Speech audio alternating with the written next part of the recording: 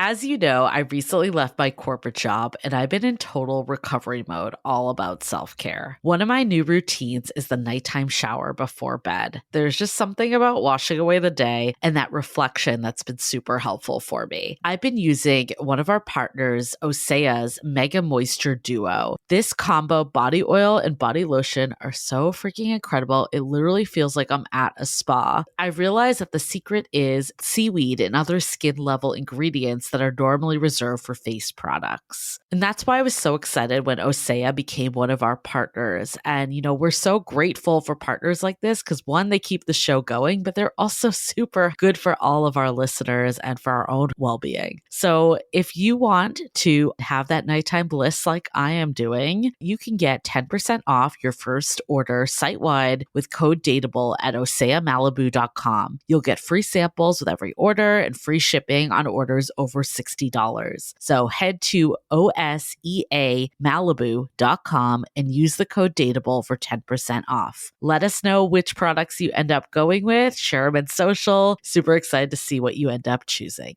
I was so excited to get my shipment from Last Bottle Wines in the mail the other day, full of incredible red wines, all from Napa Valley. I love wine tasting, so having this to my door couldn't be happier. Also, couldn't be more excited that today's episode is brought to you by Last Bottle Wines. If you don't know already, they're a Napa-based online wine shop with a twist. They offer just one handpicked wine per day until it sells out, and they're always at incredible prices. We're talking 30 to 70% off retail. And the best part is that there's no subscriptions, no fees, and no minimum purchase. And I could not be more excited to bring this offer right now because they're having a marathon sale, which is coming up March 28th and 29th. Even better, we're offering Dateable listeners 10% off your first order with code DATEABLE. So if you are a wine lover like me, this is a great time to join. And did I mention that shipping is 100% free? So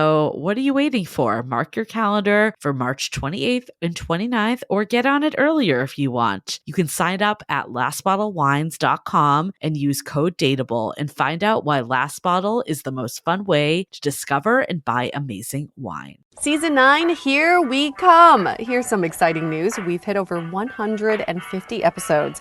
And in addition to a few more publications, we were also featured as the best dating podcast in 2019 by FeedSpot. Thanks, FeedSpot.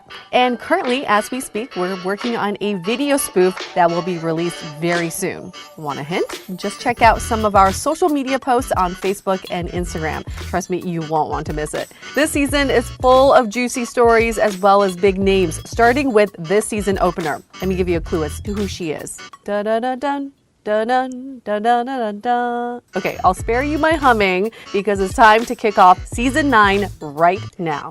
The Dateable podcast is an insider's look into modern dating that the Huffington Post calls one of the top 10 podcasts about love and sex. On each episode, we'll talk to real daters about everything from sex parties to sex droughts, date fails to diaper fetishes, and first moves to first loves. I'm your host, Yue Xu, former dating coach turned dating sociologist. You'll also hear from my co-host and producer, Julie Krafchick, as we explore this crazy dateable world. Hey everyone, welcome to another episode of Dateable, a show all about modern dating. Julie, I am a fangirl right now. Me too. Fangirling for weeks. We've been waiting for this interview forever because our guest today basically defined my entire dating phase. I don't know if I could have gone through dating in New York without this woman who is a queen, without doubt. So before we reveal who our guest is, let's just give a little background on who she is right now. She is in Manhattan. She's been there for 30 years, originally from Connecticut. She's dating someone but hasn't quite DTR'd yet. And she is 60 years old. This is Candace Bushnell, everyone. Woo! Yay! Hello. Candace. Oh, okay. Mojo wants to say hi too. My dog is very excited. He thinks he's Mr. Big. That's why. If you have been living under a rock, then we will explain why we're so excited that Candace is on the show. She is an American author, journalist, and television producer. She wrote a column for the New York Observer that was adapted into the best-selling Sex and the City anthology. Published in 1996, was the basis for the HBO hit series and 2 subsequent blockbuster movies. That best-selling work, she's also written For Blondes, Trading Up, Lipstick Jungle, 1/5 Avenue, The Carrie Diaries, Summer and the City, Killing Monica, and now the highly anticipated book, Is There Still Sex in the City, which came out August 6th. And also you're working with Paramount to develop that into a show. Is that correct? Yes, that is correct. Is there still sex in the city? I think that's what we're trying to figure out at this point. Well, interesting question, because Still Sex in the City is really about a journey that I took in my 50s when I found myself divorced. And I moved, and I really changed my life a lot in my 50s. And at first I didn't want to date at all. And then I realized I was going to have to. And I didn't even know if I could have sex. Why were you not having sex when you were married, Candace? No, I was. But, then I got divorced, and then I didn't have sex for like 4 years or something. All of us have gotten to that point before. Oh, when we think we've all been there. It's like riding a bike, right? It seemed like a really good question to ask of people over 50 who are starting to date again. But so many younger people are asking the question, is there still sex in the city? I mean, I hear so many stories from younger people who either have less sex, never go on dates, are not having the kind of sex that they like to have. Feel like it's a sort of universal question. Have you heard we're in a sex drought? It's a national crisis. But is that really true? It is. Well, I think it's like what you just said. People are having less sex than other generations, even though it's more accessible in theory, like with all the apps. But for whatever reason, it's not converting the same way. You know what's so interesting? Because if we look back on older episodes of Sex and the City, or actually all of the episodes, the women met all their men in real life. I mean, on the street, at a coffee. It doesn't happen like that anymore. Well, huge, huge change, because I moved to New York actually when I was 19, the late 70s, and could not go for 10 feet without tripping over someone who was a potential sex partner. I mean, I don't know how or why it was like that, but the city was filled with young people. Now, especially in New York City, no one's in their apartment. Right. Their apartment's too small. Yep. And there's no escape. And when you put people together, they have sex. Totally. And Candace, let's go back to the good old times when people were literally on top of each other, meeting each other in person, to when Sex and the City wrapped. Where was your life at that point? It was in 2006. Mm-hmm. I was married, great apartment downtown. I think Lipstick Jungle was coming out. That was being made into a TV series. Everything felt great. I went out a lot, and I felt like I had a Super Bowl exciting life. Which isn't to say that it sucks now, but, married into a coupledom, kind of. Your life was pretty much in parallel where you exhale now. And in some of your interviews, you said, I never anticipated that dating again in my 50s would be the case, because you just think in your 50s you would be settled and, being comfortable. You didn't think you had to restart again. So what was that like when you had to do that? First got divorced. It's a shocker. Feels bad. Feel like a failure, because some people maybe get married thinking, they're going to get divorced. But most people, when you get married, you really do believe that person is the one. It really rocks your world that whoa, the happily ever after, it's not happening for me. It really does shake you up. And for me, at first, really made me question the whole point of dating and relationships. I mean, some people after they get divorced, they're like, yay, I'm going out there. But I actually didn't want to get divorced, and it was a shocker. Yeah. And my husband also had been having an affair with someone who was younger for 2 years. Oh, damn. So how long were you married for? I was married for 10 years. Married when I was 42. So, I mean, this is something that I think there are kind of like two things that happen. You get married when you're young and you have the kids, and then what happens? People grow in different directions, and the wife often could feel like, suffocated. She's just had enough of the husband. She wants to get divorced. You got to get divorced by the time your women feel like in your 50s. Otherwise, it really is too late, because really nobody's thinking like, hey, I'm going to go out there and take my clothes off at 75. Some old man to take off his boxers too. Yeah. No, it's just not your fantasy. So I guess out of this book, how much of it was based off your own life? Well, we're calling it's autofiction. Okay. Because I say the truth was actually so much worse.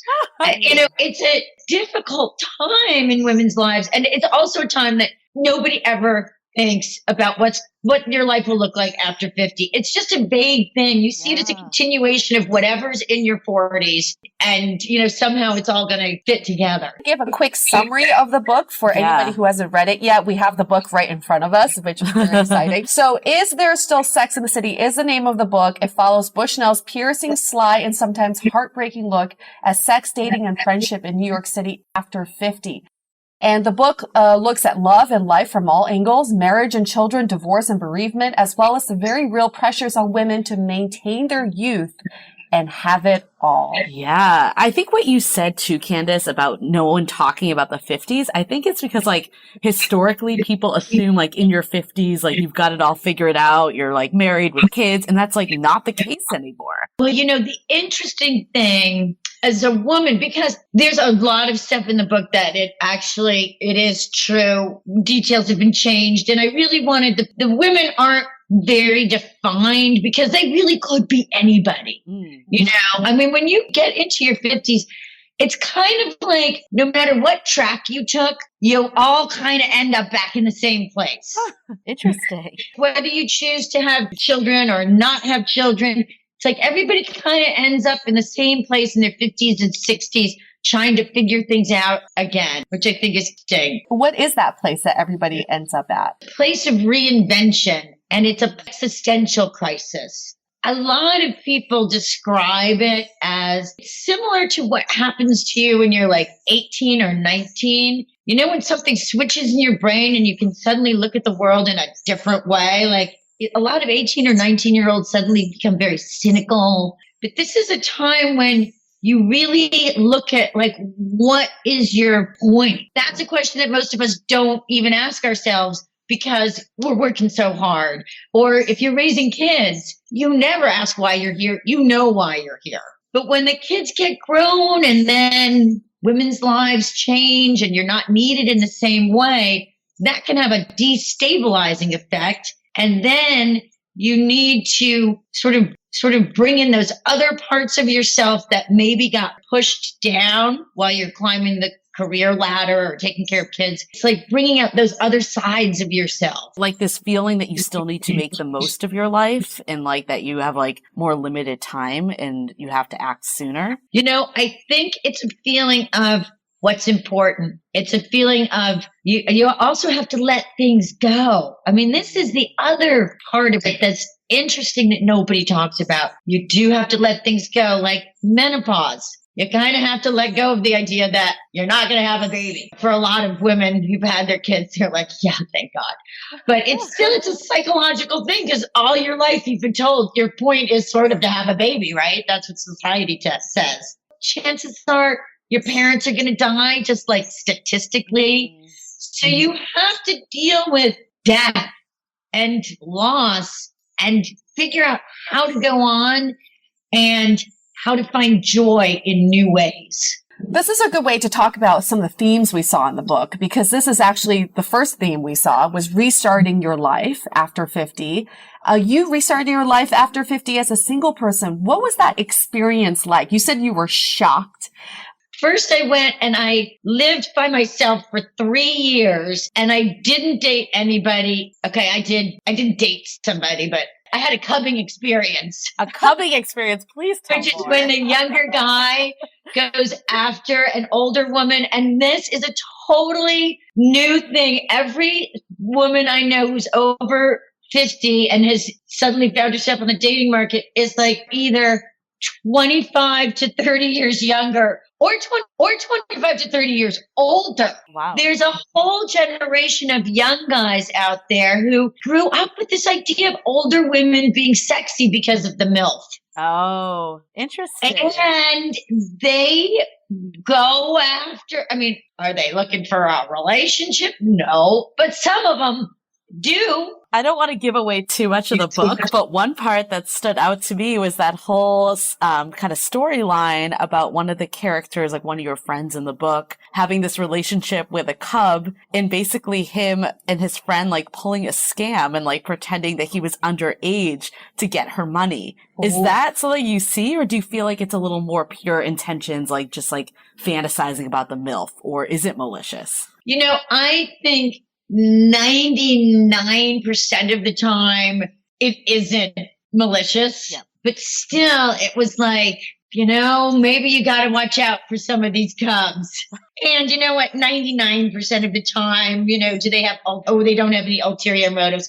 Okay, come on. We know what I said is really just a lie because people always have agendas and stuff and, you know, in relationships. Younger women who are with older guys, they're with them for certain reasons as well. It's usually to a life that they wouldn't necessarily have, access to a more grown-up life, and access to a life where, you know, people are more successful. They want to learn something and all of that. So but it's not like scamming, but there is still some sort of intent that they have. yes, there could be. How old was the cub that you took in? 22. Wow. Oh, nice. What was that like? It was a flirtation that went on for about a year and a half. No, I think the guy was 23. Yes, it went on for a year and a half. Like I kept seeing him. We did the same sport. I don't want to say what it is. Okay, I'll say it was riding horses. Okay, I was like, it's a sport called sex. There were only two of us in there, but we did it. Riding horses, it's a sexy sport. Were you guys sleeping together, or was this during the period of no sex? No. We just had a flirtation for like a year and a half, and then we did it once. Got it. Just once. Young. And then he left. You know, he left to go be in the Olympics. Oh. It was very nice. Maybe someday I'll see you again. And I mean, there's something so romantic about it and heartbreaking because that's really the best place to leave it. Someday I'll see you again. Sounds so Hallmark.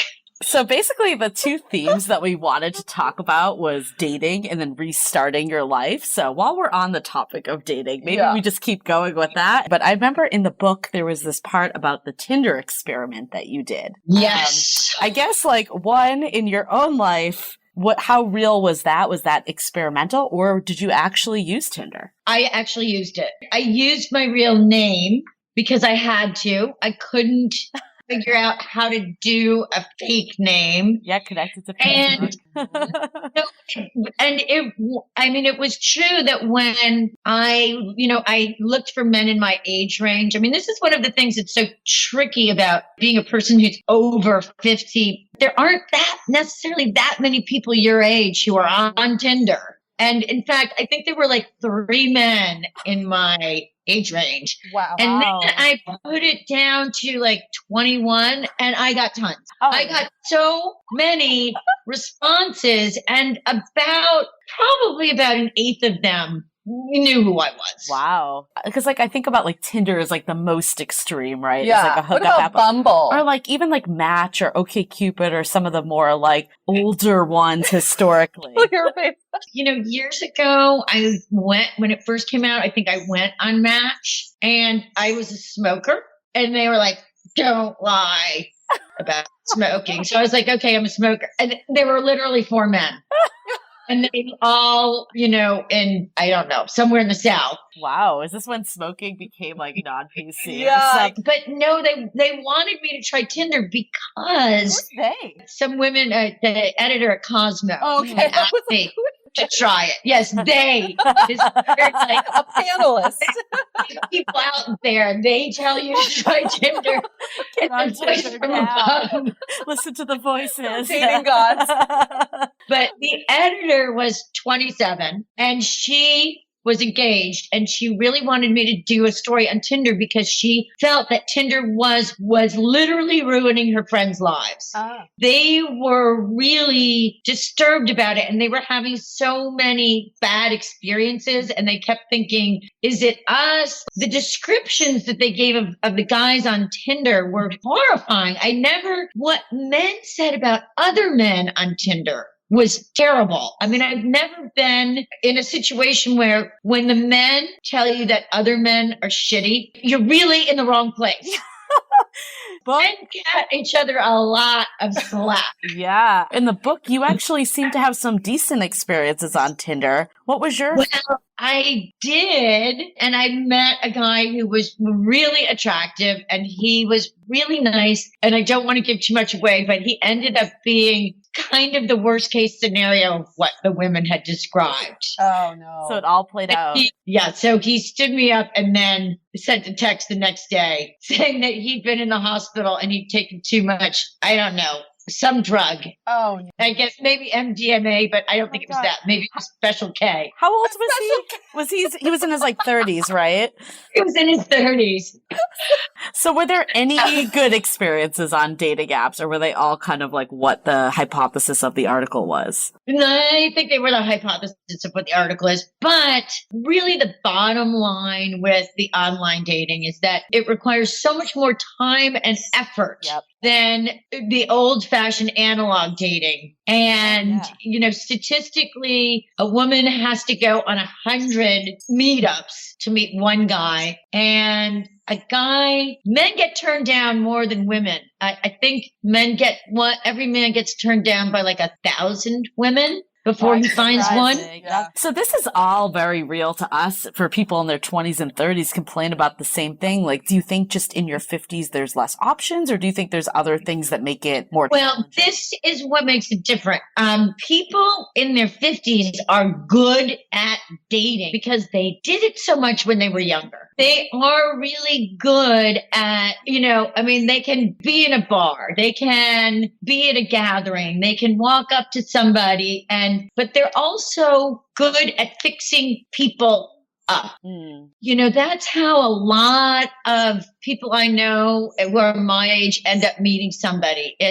And that seems to work. And, and a friend of mine did meet somebody online and she said she was just determined to do it. She met 100 guys and she had sex with a lot of them.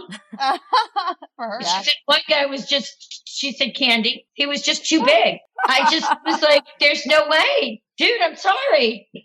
If there's such a thing as too small, there's such a thing as a too big. Yes, we know that. So how did you meet your current undefined relationship, Bo? And was this the same guy as in the book, the MNB, or is that someone? Yes, it is. Okay. It is. It's the MNB. And I met him quite a few times before because you won't believe who one of his friends is. The 20-year-old cup. Oh, Chris Notes? Oh my The guy God. who plays Mr. Big. Holy shit. Amazing.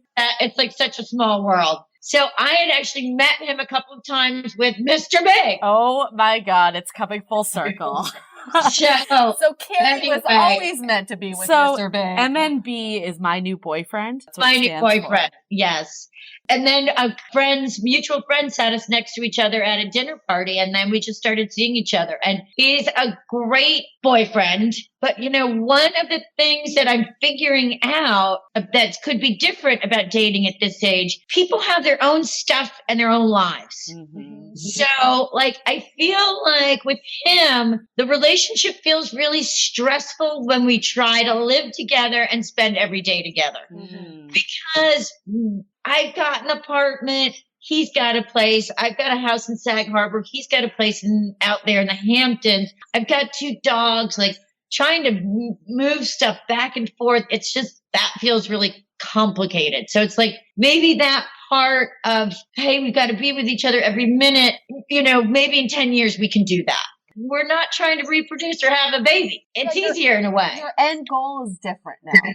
The end goal is different. And it's interesting because I think when you get married in your 20s, or I got married when I was 40, you really think like, okay, this is definitely going to last because I got married when I was 40. It's got to last, right? I mean, 30 years.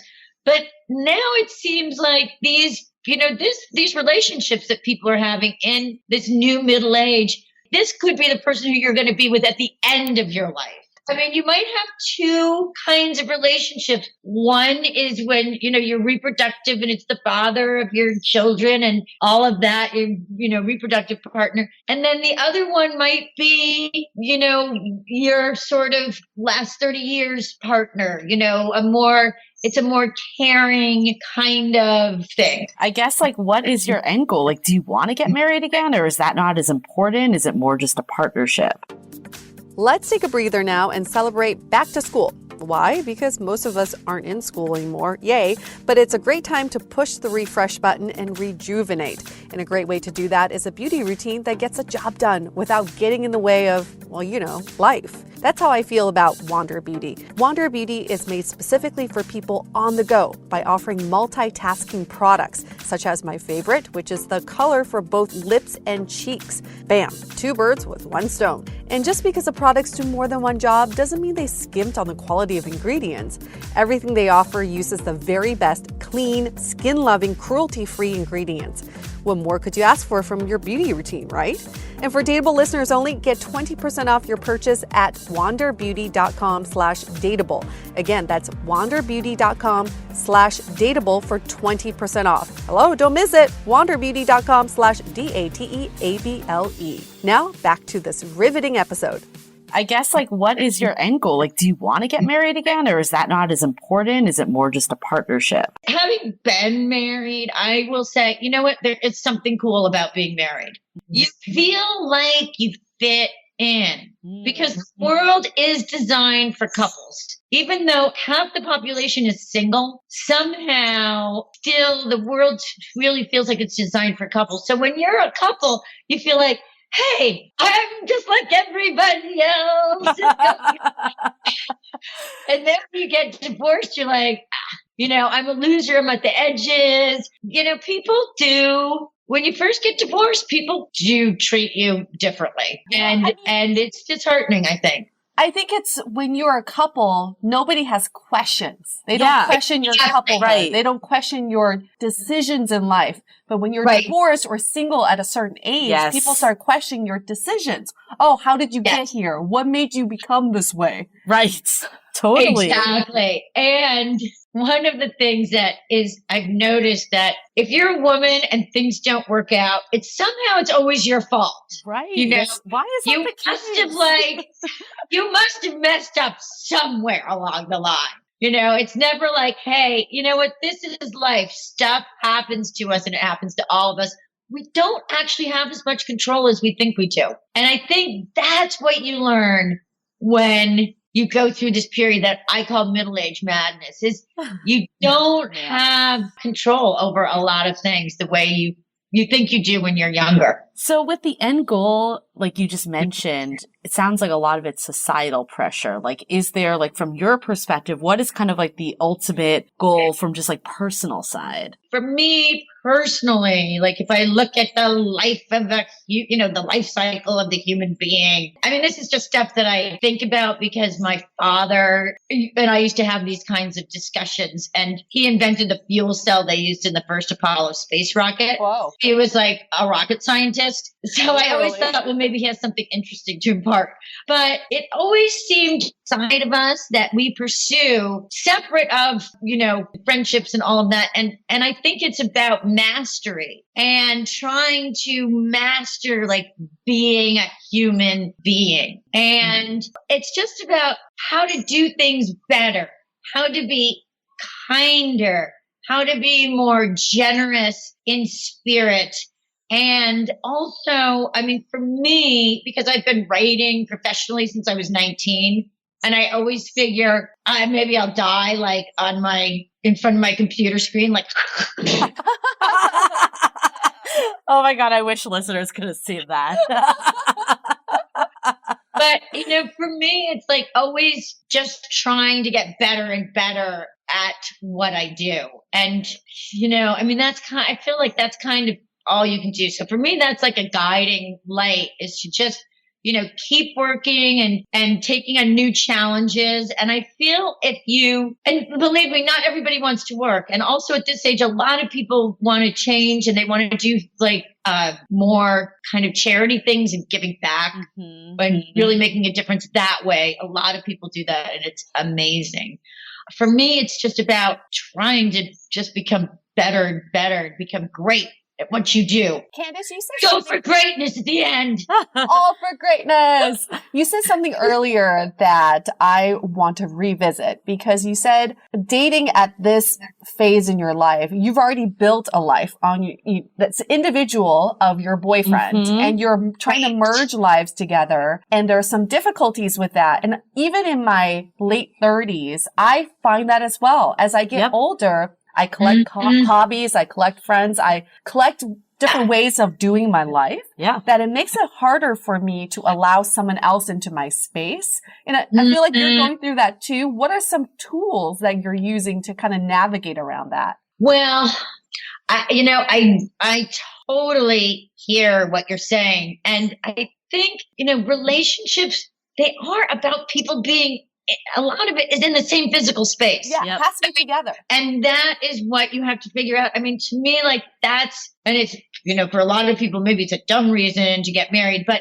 like if you can make that commitment and then you get your own, you've got to get a shared space. It's like you've got to start new in a new space with that person and build up things together. I mean, I think it really is like a married at first sight. Like all of those exercises that they have those couples do. I don't know if you've ever watched that show.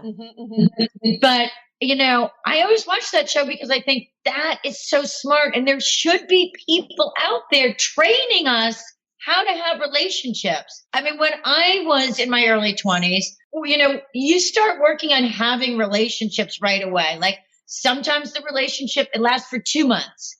Then you kind of work up to 6 months. And then you have a relationship that lasts for 2 years. And you have a couple of relationships that last for 2 years. But you learn. Yep. And it seems so crazy to me to take people who are living on their own and suddenly say, bam, you're in a relationship. And, you're basically just thrown out there like, in the middle of the ocean in a sense. And I feel like we actually need, like, how do you really partner with someone? Totally. How do you bring up those difficult conversations about who's going to do what? I don't want to end up having to pick up someone's stuff and be pissed off at them, or vice versa. That resentment. But then at the same time, if you don't take those steps, it doesn't grow into more, right? Right, exactly. So you mentioned earlier that you haven't defined the relationship.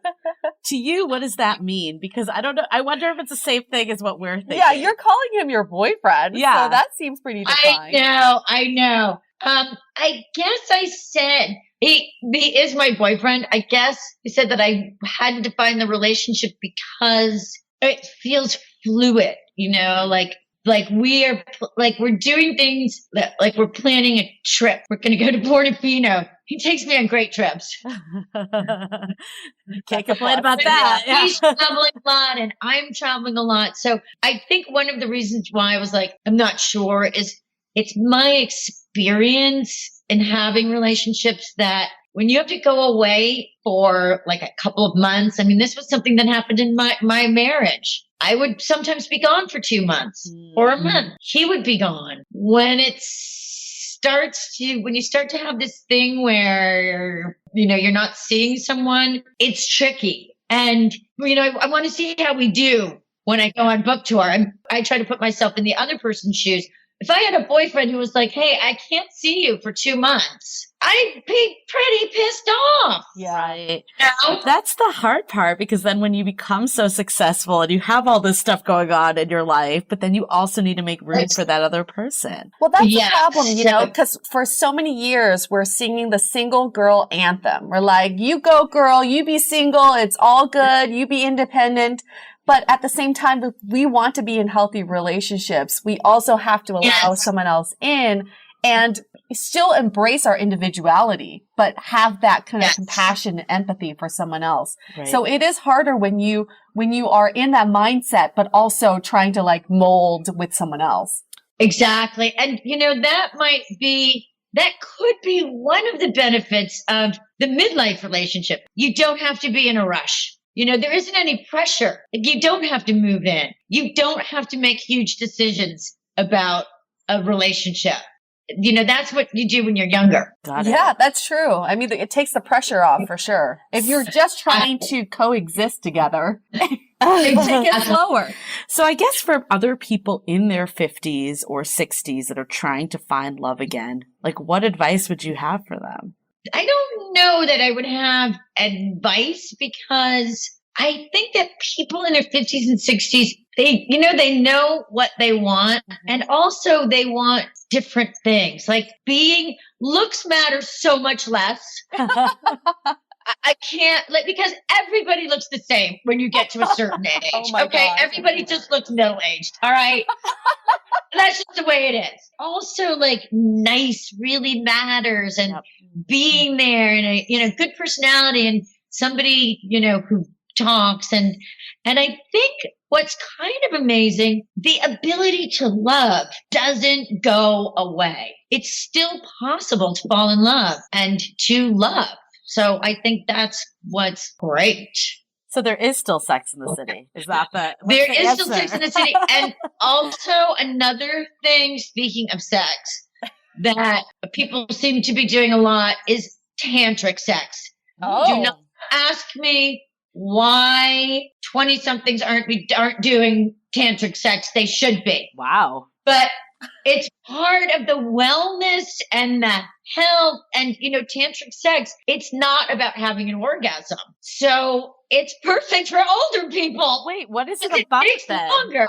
Writing this Yeah, down. what is it about? I need to get educated on this if it's not about an orgasm. So the end goal is not to orgasm, and it's more about pleasing your partner? So it's all about the guy holding back on his orgasm and pleasing the woman. Wow. And I know it sounds so strange now, but you're supposed to do it for an hour, and there are all these exercises and positions that you do. That's what sex was like 30 years ago. It was men were all about pleasing women. This is going to end the sex drought. We got it. We need a resurgence of tantric sex. All the advice that you've been giving, Candace, I feel like really applies to the 20 and 30-some-year-olds who are dating fatigued, who are in a sex drought, who feel like dating is like a battleground. They feel like they are against the other people, and someone just wants to win. And what you're saying is if you approach dating like you're just starting over again, one, you become a lot more forgiving of your partners. Two, you're just trying to coexist together, so you have a lot more empathy for each other. And three is you have tantric sex. Yeah. This is a really good segue to some of our takeaways. So I guess you just gave one. But those are all my takeaways. I really think for our listeners, a lot of them are dating fatigued. And actually, a lot of them are off the dating apps and kind of just given up on dating in general because they feel like they can't even meet them online. They can't meet them in real life. So I think what I'm hearing from you, Candace, is one, if you just reapproach your whole dating mindset, like you're just starting over, it becomes a lot more exciting. You try out different things and see what works. And it's not about me against you, but it's about how can we carry on a relationship together. And that involves two people. So I love what you said about get into relationships, even they're short-lived, 2 months, 2 weeks, 3 months. Yes. That helps you to relate to others. I'm going to say the thing about dating is, and these relationships, you're going to get hurt. I remember getting hurt so often. And the worst thing is that online dating hurts before you've even met the person. Yes. What I'm saying, you're going to get your feelings hurt before you've even, met the person in real life. At least, let's date for 2 months before you hurt my feelings. Right. Yeah. I mean, I think if you're getting your feelings hurt, it means that you're giving your all. Yeah. So I think that's a big piece. And I think my takeaway, I don't want to say don't put yourself out there and don't have those relationships, because I think that is at the end of the day, one of the most wonderful things in life. But I think the takeaway I have is it's just never predictable. You may be married today, you may not be in a few years. Yes. You just don't know where your life is going to turn, even if you feel like you have everything in place.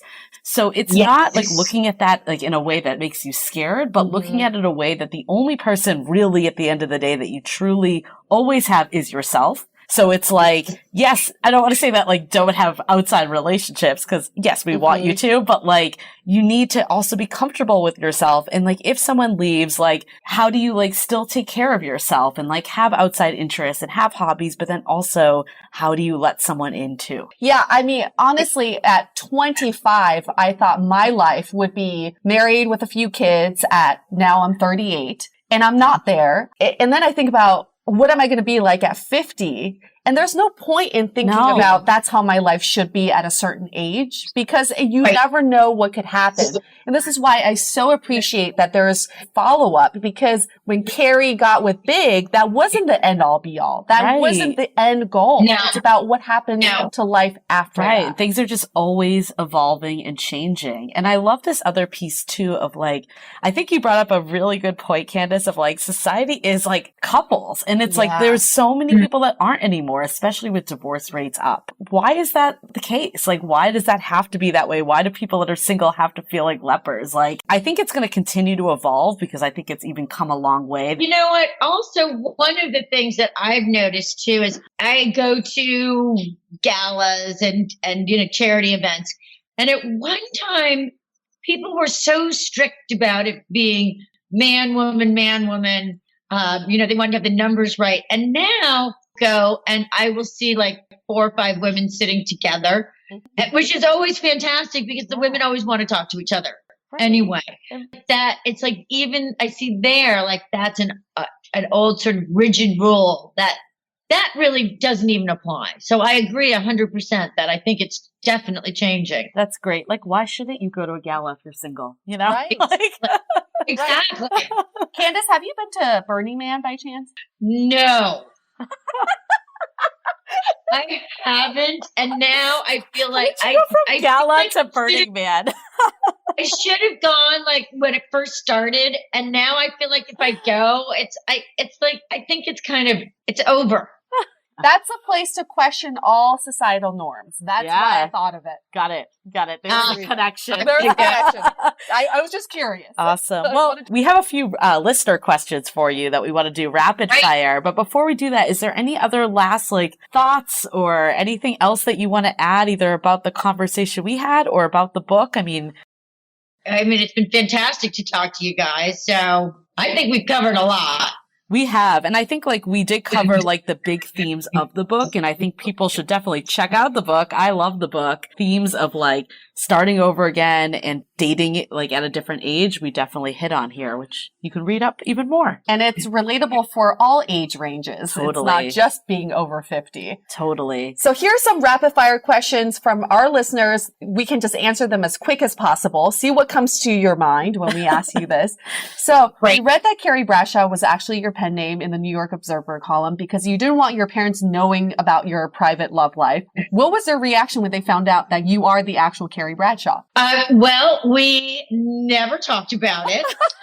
And they never mentioned it. And I never said anything.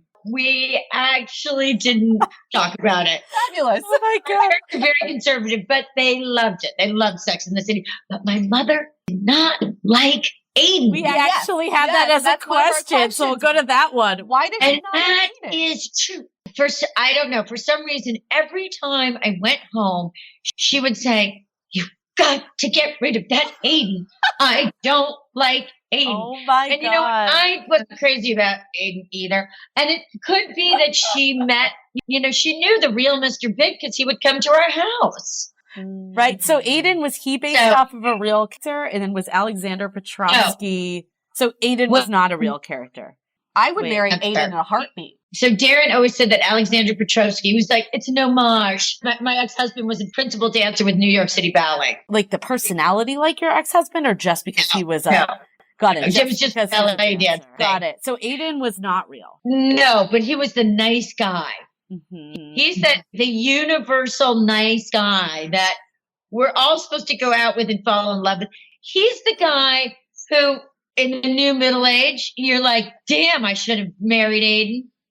Yeah, you know what? I never liked Aiden either, and it's not because I didn't like him, but he just wasn't. But right for I really Carrie, like right? John Corbett, though. Oh my God, yes. So 20 years ago, who would you have wanted Carrie to end up with versus now, who would you want Carrie to end up with? Well, first of all, 20 years ago, I didn't want Carrie to end up with anyone. Oh, I mean, why is that? I feel like in real life, Carrie and Mr. Big would not get married. Mm. Feel like for the show, and they became so iconic that they had to get married. But I feel like in real life, they wouldn't have gotten back together after Mr. Big got married again. Is that because that's what paralleled in the real Mr. Big in your life? No, he got married and he moved to Vermont. It was very similar. It did parallel my life. And he did marry my Mr. Big did marry someone else. And I was really upset. But he didn't get married at the plaza. And then I didn't do that thing like, some women are meant to run free. But Darren, we love that scene so much because Darren was really channeling the way we were with Barbara Streisand and love it. Robert Redford. In fact, we actually thought that was going to be the end of the series. Oh, wow. Interesting. Yes, because we did not know there was going to be a third season. Yeah, that was So like nobody season knew. 2. Wow. So I was like, I thought that was going to be the end of the Oh, series. no. I was like, okay, that's it. And it was great. I was like, oh, it was so great. It's wonderful. And then Darren's like, they're making a third season. I would have been so sad if that was. I mean, the end that of the could have season. totally been a finale, though. Like, Yeah, I did love I can that see that. episode It too. could have. It could have been. So I guess the women, were they based on real characters? Like Samantha, Miranda, were Charlotte. they your actual friends? Well, I have a lot of friends who say that they're Samantha, and We do too. and I had a Miranda. Really have a Charlotte, but I kind of did, and yeah, my Charlotte was a little bit. But she got married a couple times. Okay. So, but my Miranda was like, even like Samantha. Like all my friends were kind of like Samantha.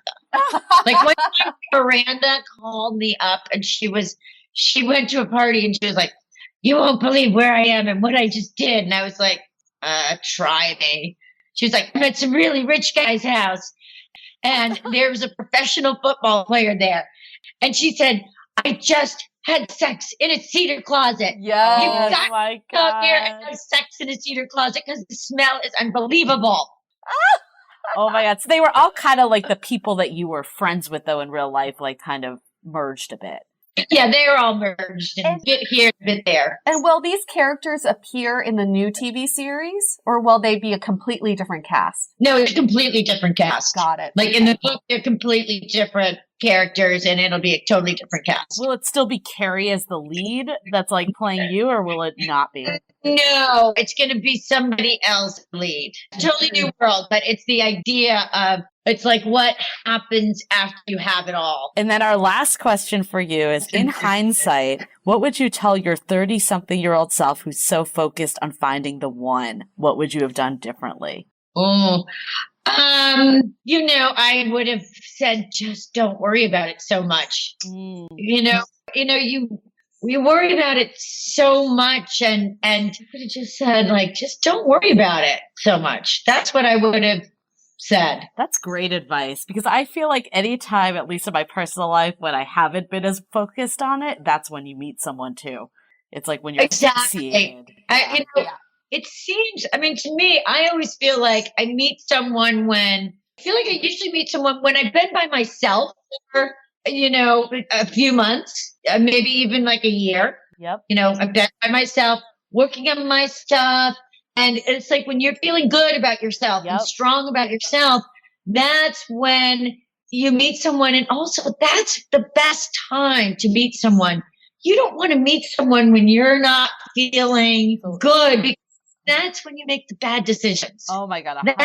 That decision of like, I so don't want to be alone, or I so need to be out of my head and away from my reality that I'll kind of take anything. That usually it's not going to help. Yeah, it's coming from a place of fear, not like, oh, you're just adding to my already great life. And Exactly. I mean, I think in relationships, you want to come from a place of strength. Yep. Awesome. Well, that is a great way to end this episode.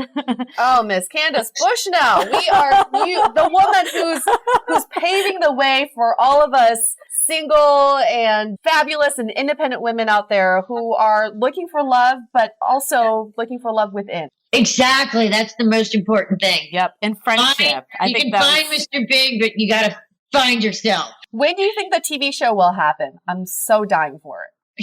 I don't know. Hollywood is so difficult because it's always on its own schedule. Well, what is coming out is the book is out now.